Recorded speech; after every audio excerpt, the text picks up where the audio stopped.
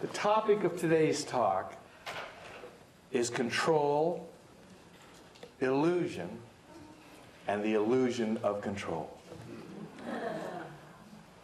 I'd like to begin by reading from a book that I wrote, came to me very quickly, probably in 2006. It was written in like 2 days.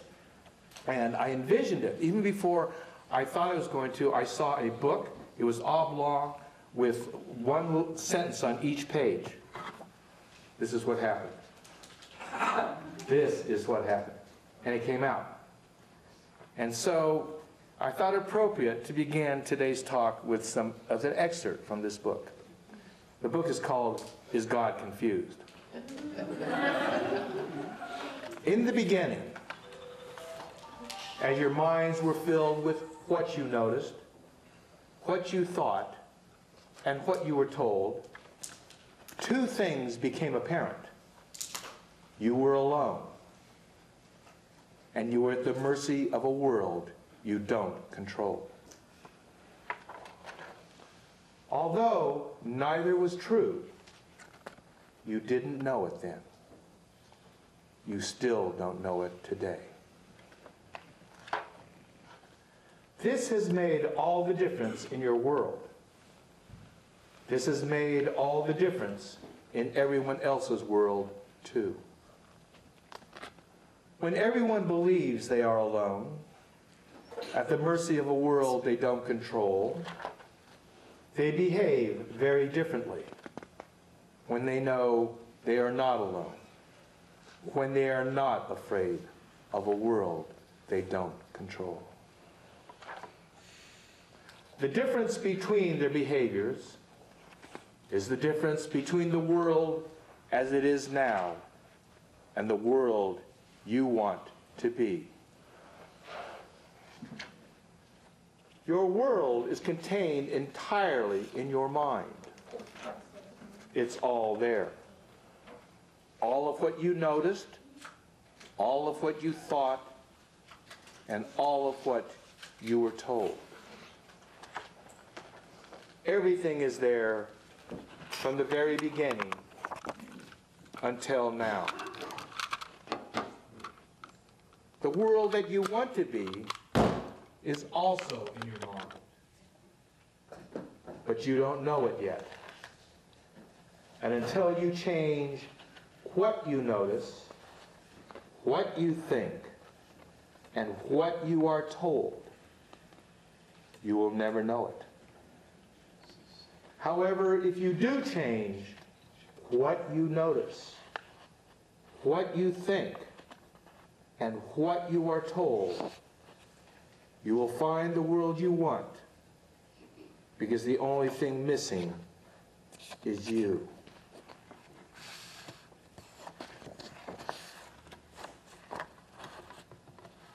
Reverend Betty Tadaleski says often from the podium that everyone who walks through these doors is a teacher.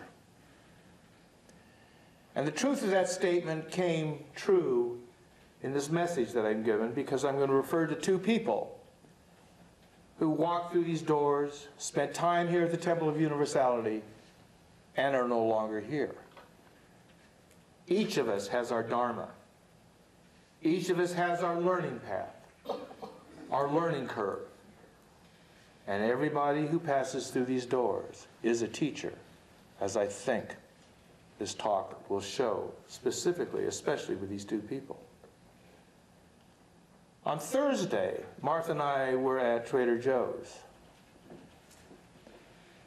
And in the parking lot, we met Dorothea Nobile. We met her here first at the temple, her wonderful voice. She is now the minister, chief minister, at the United Fellowship Chapel. And in the parking lot, she ran back to us and said, I have to tell you a story I just heard. And she told us this story she just heard on NPR. She was so excited about it. In the midst of the telling, I turned to Martha and I said, that's going into the talk. And I think you will know why when I tell you the story. The talk today, I knew then, was to be entitled Control, Illusion, and the Illusion of Control. In my book, Is God Confused?, I wrote about the idea, the belief that we are alone, at the mercy of a world we do not control, and the effect that that belief has had on our personal worlds and the collective world we share with one another. The story was, she told us she had just heard on NPR. It was entitled Ghost Boy. And it's a story of Martin Pistorius, a young man who was growing up in South Africa, who was very much focused into his electronics, his mother said, healthy, child, like many of us were at the age of 12. We had not yet moved into the greater world that we were about to move into. Martin's world, however, changed in a way that none of ours did. At the age of 12, he fell sick from something the doctors could not diagnose. He began to lose control of his mind, his body.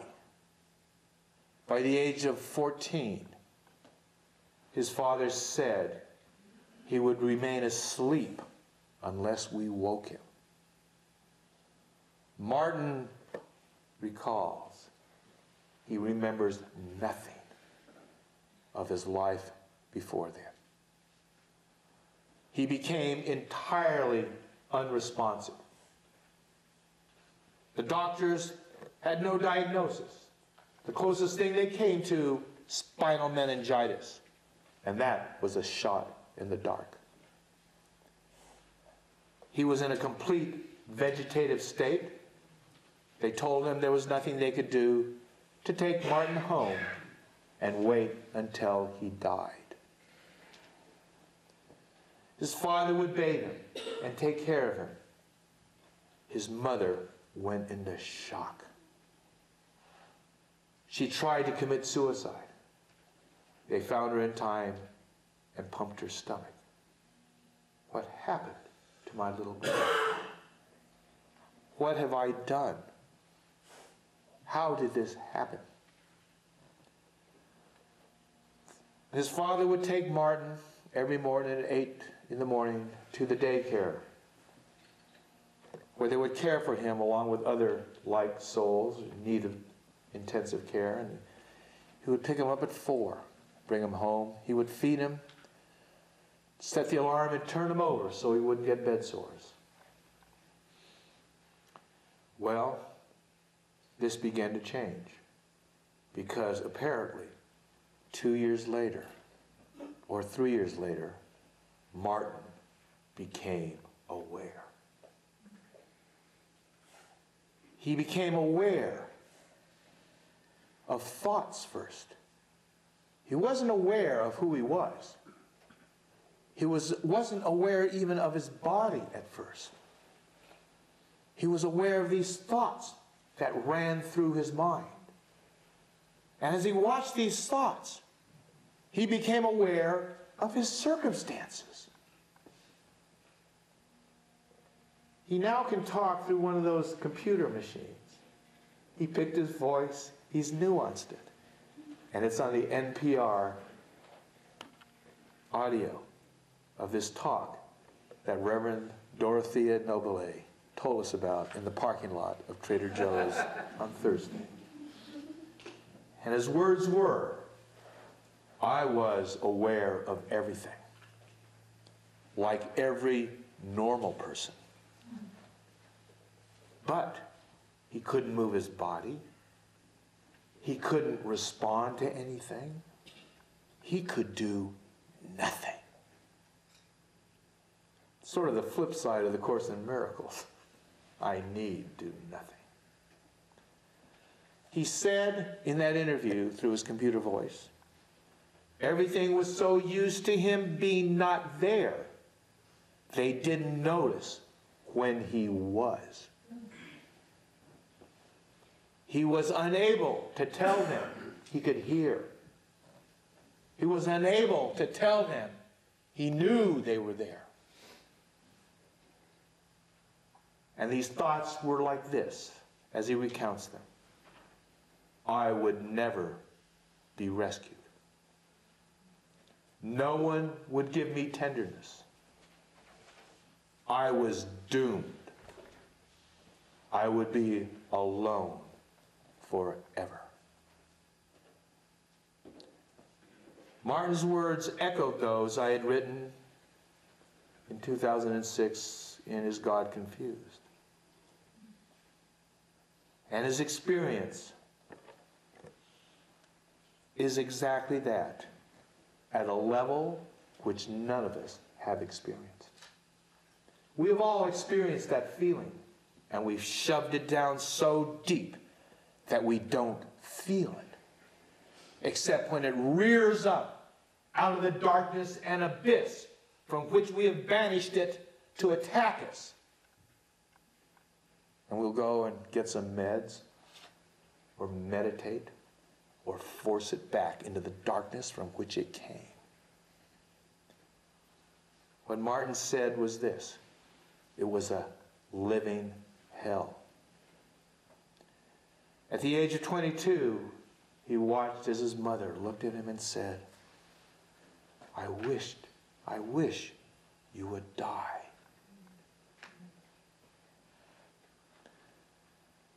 Things got so bad, it eventually caused a reaction. And what happened was this.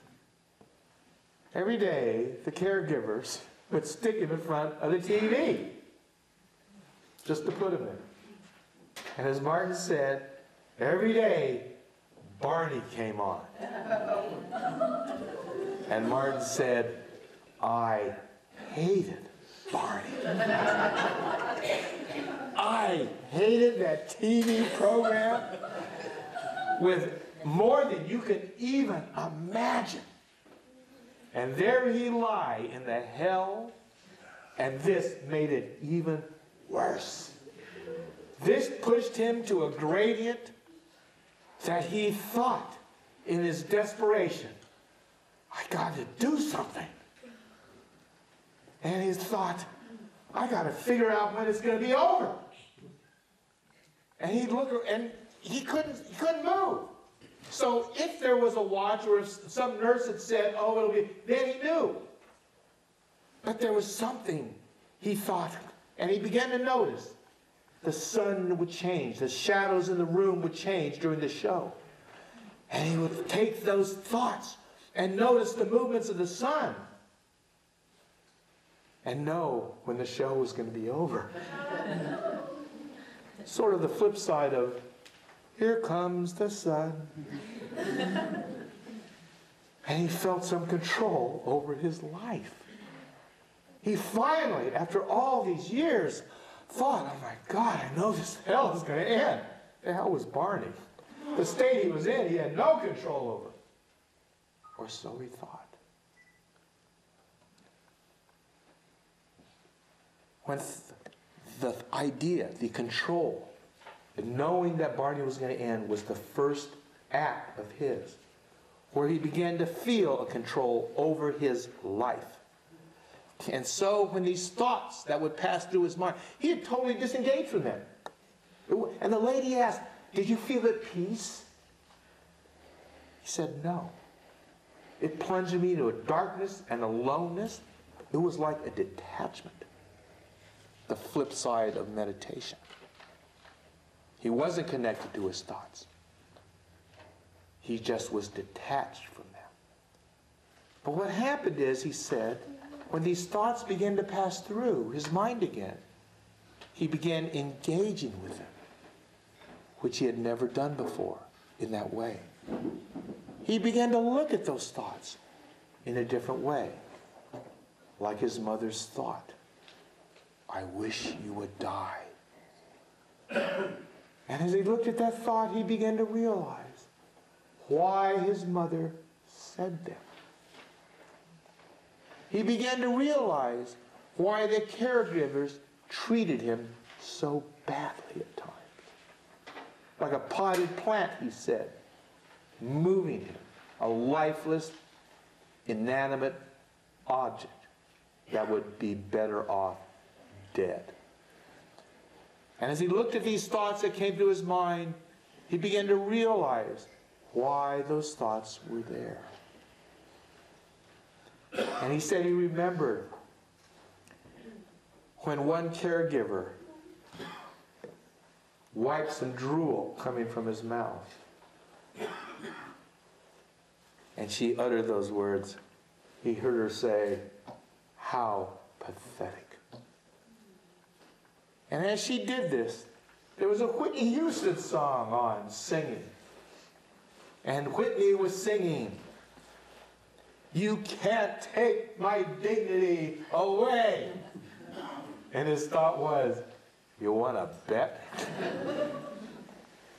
This is how Martin came back. He started coming back. At the age of 25, his massage therapist realized he was aware. She would talk to him. She would say, "Are you feeling well?" And when he gave no response, she knew he wasn't. She would ask him about, "Is it your relatives?" She'd ask their names. No response. She knew something was up. And so she went and told the people, "He knows what's going on." And they took him and had ran a battery of tests. And by his eyes, they could see he knew what was happening. And they put him into a program. You ought to go up and look at Martin on that website. He's handsome. I mean, he's really a good-looking, vibrant. He's in a wheelchair, all right? Martin said because he's in love. A friend of his sister's, she came and was a sister, and she'd been talking to Martin, and Martin would answer on his computer. She found Martin absolutely engaging. She said he had an honesty no one else had. There was no pretense. And there was a sense of humor. Martin said when he was coming out of this darkness and found her, he had a smile on his face so big it hurt.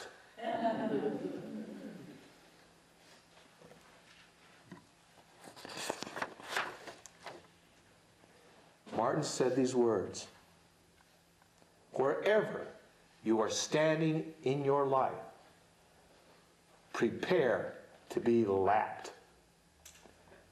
In other words, you may be running on that endless track, on that journey of yours that has been so horrible.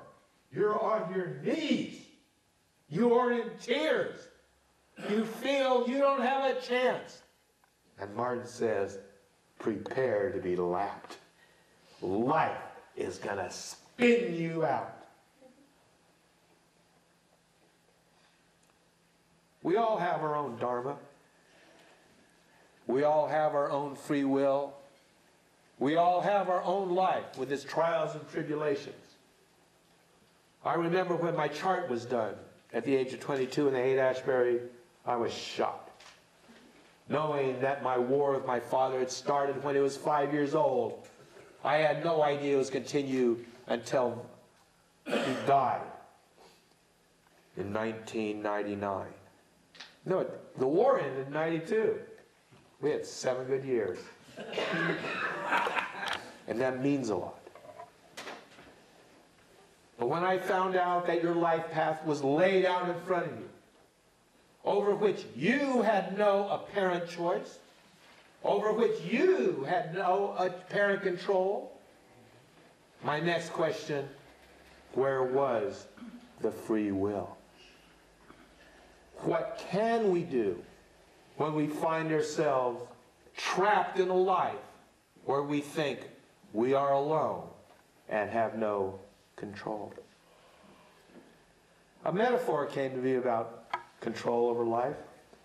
And the first image was of a little kid, you know, in his toy car. Boom, boom, boom. There he is. in his mind, turning left, turning right. And we know it's an illusion.